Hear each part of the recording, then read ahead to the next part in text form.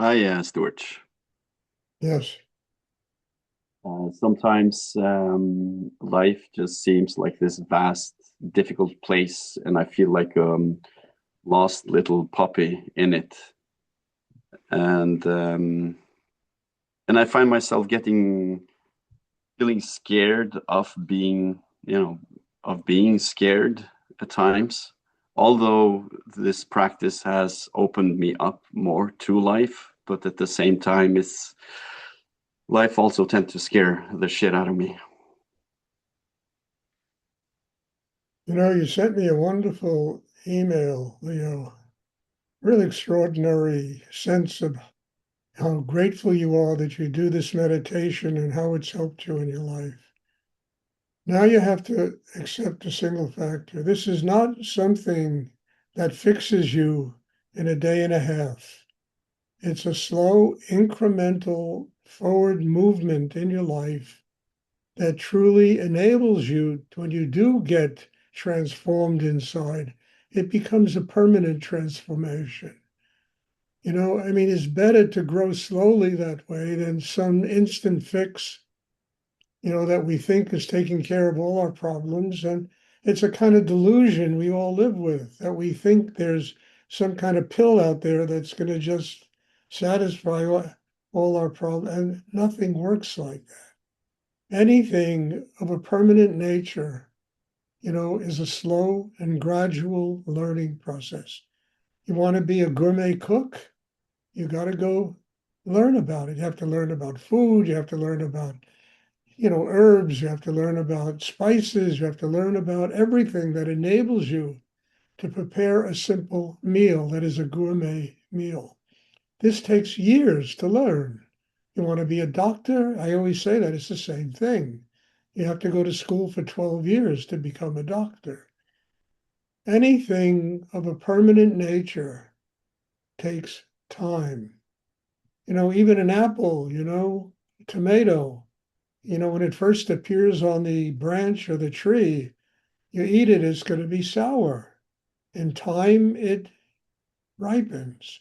We as human beings need time also to ripen.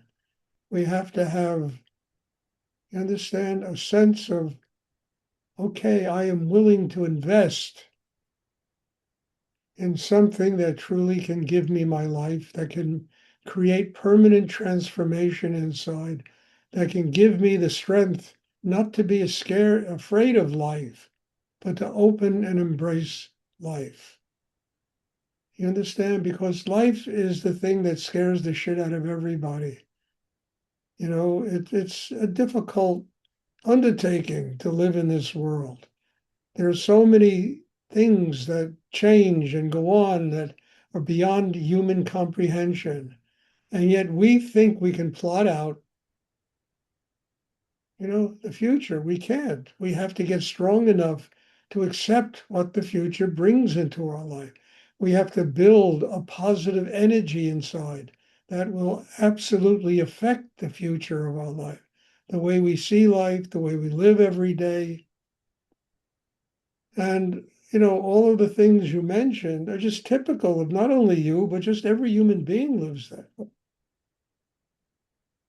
And people that try to solve that problem through ego, through power, they just make life miserable for everybody else. People that solve it with an open heart, with love.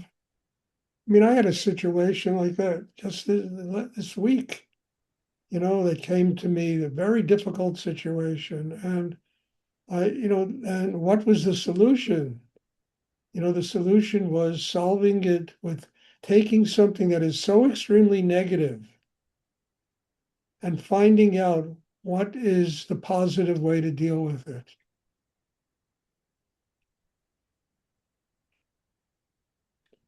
Somebody I know who is very close to me, they had that earthquake in Colombia. I'm sure you all read about it. Thousands of people were killed. Well, somebody who was very close to me in my life, not at this moment, but years ago, lives in Cali in Colombia, and their apartment building just crumbled. And I got a phone call about this, and I said to them, look, I said, the person is 90 years old. I said, you have a family that lives in America. This earthquake took away everything in your life. And the one thing it didn't take away from you is the love of your family. And all your children and grandchildren, they all live in America. You know, and it gave a real solution to almost an impossible problem. Let go of the past. This earthquake took away your past, but all of the future is dependent upon the now. You embracing your family, going to live in America with your son, your two daughters, your bunch of grandchildren, a place where you can live out the rest of your life in peace. And, I mean, it was incredible. And the person, when she heard this, she said, he's absolutely right. This is what I have to do. Taking something so negative, so terrible, turning it into something that might make the rest of this person's life into something wonderful. This is how we have to look at life. It's not negative. What can we do with the situation, to heal ourselves and to heal people and not get caught up in depression and unhappiness, fear, being afraid of the future, being afraid of life? How can we use these things to find a healing and wonderful and positive way of moving on in life? Now, I couldn't have solutions like this 40 years ago, 50 years ago. But you're looking at a ripened apple here. Years of maturing, of learning, of growing, of having to deal with, I mean, I don't know, thousands of negative situations and turning them around into something that works in life. Having the strength inside to do that instead of cowering in a corner and being like a 5-year-old, afraid that, Frankenstein's going to come and get you. Life.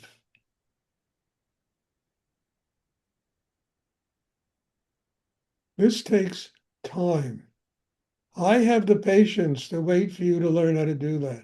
Now, the question is, do you have the patience to wait for you to learn how to do that? The alternative is scary, how people live. I'm sure in Norway it's no different than New York City. People are crazy everywhere in the world. Scary. But that doesn't mean anything. Everyone is unique in their karma, and everyone has to find out their path to maturity, to growth, to inner development, and to stop complaining about life, but finding out how to use life in a wonderful, positive way. And life brings positive and negative. That I can guarantee. I can't guarantee anything else. Life brings positive and negative. How do you deal with both of them?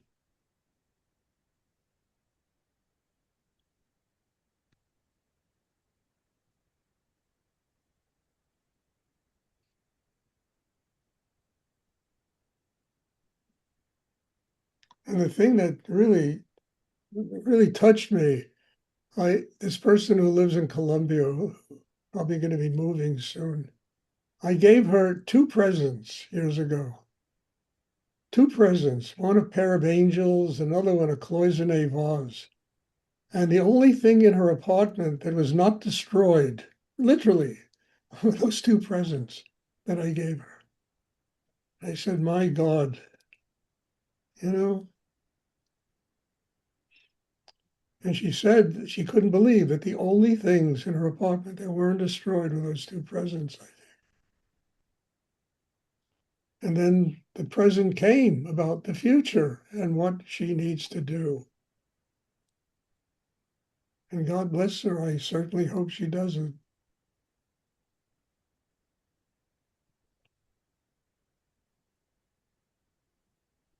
And I'll repeat it. It takes time. And when you approach time this way, time is no longer an enemy. It's a friend. It gives you time to learn how to get over yourself. It really, you have time to learn this. Then you have to use the moment of your life to learn it, to grow inside and learn it.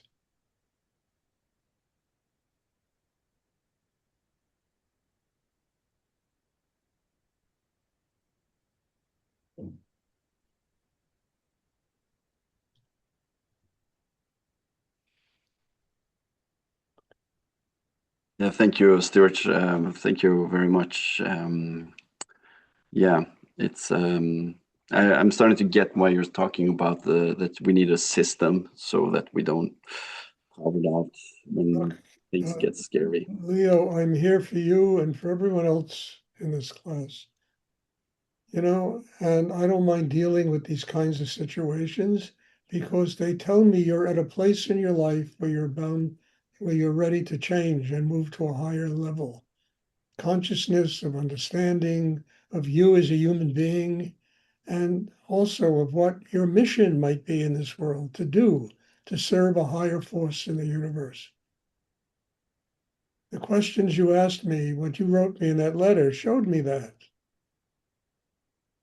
And I said, he's really changing. He's growing. God bless him. I'm there. We're on a raft going down a whitewater river. And I'm there navigating, you know, and one day you'll take over and you'll navigate. And I wrote a book called Navigating the River of Time. That's what it's all about, learning to navigate what goes on in this world.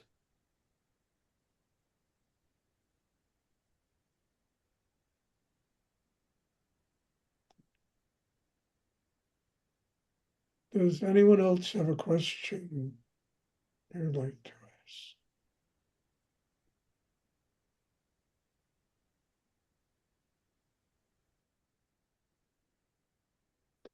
ask? Being a teacher of this meditation is not just sitting here and staring at 25 people. It's a daily, lifetime profession. And you have to keep working on yourself to be ready for what's going to happen next. It's a lifetime profession full of disappointment. I mean, look, the person who saved my life, literally saved my life, made me a teacher of this work, had patience for this immature little brat named Stuart that came into his life to train him and to allow him to mature and give him and pass on to him the teachings of this. This person died in an airplane crash. I was in the airplane with him. I mean, I can't think of much more terrible thing that can happen to you in your life of loving somebody and being so grateful to them for what they have done for your life. And, hitting a mountain and being knocked unconscious, waking up and to discover this person had died. I could have been bitter for the rest of my life. But that's not why I spent 6 years studying with him. It's not why I learned what I learned from him. Not to be bitter, but how I could use whatever I learned from Rudy to serve higher energy in the universe, God. Devoted my life to this.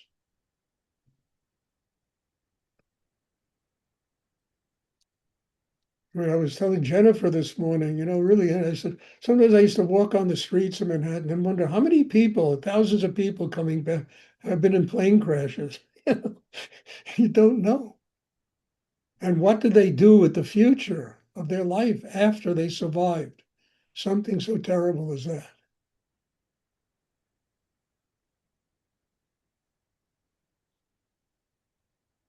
So life is full of wonderful, miraculous, joyful things and many disappointments. How do you turn the disappointment into something that works to build you as a human being? How do you turn the wonderful thing into the exact same thing, something that works to build you as a human being.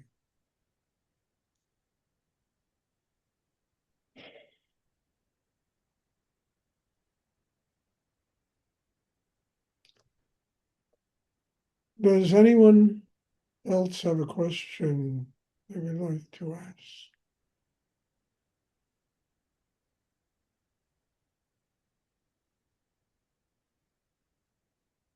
And then you just know what you're going to do with your time.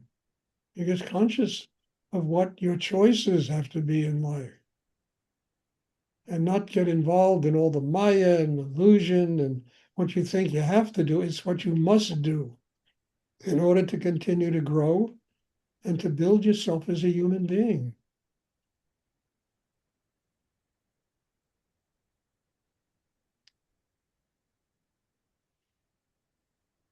Does anyone else have a question they would like to ask?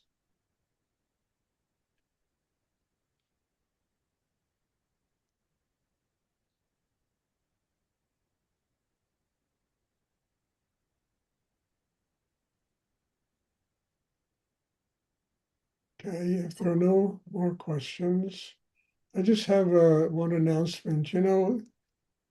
There's a retreat coming up in October. There's still, there's one place that's open. Somebody dropped out.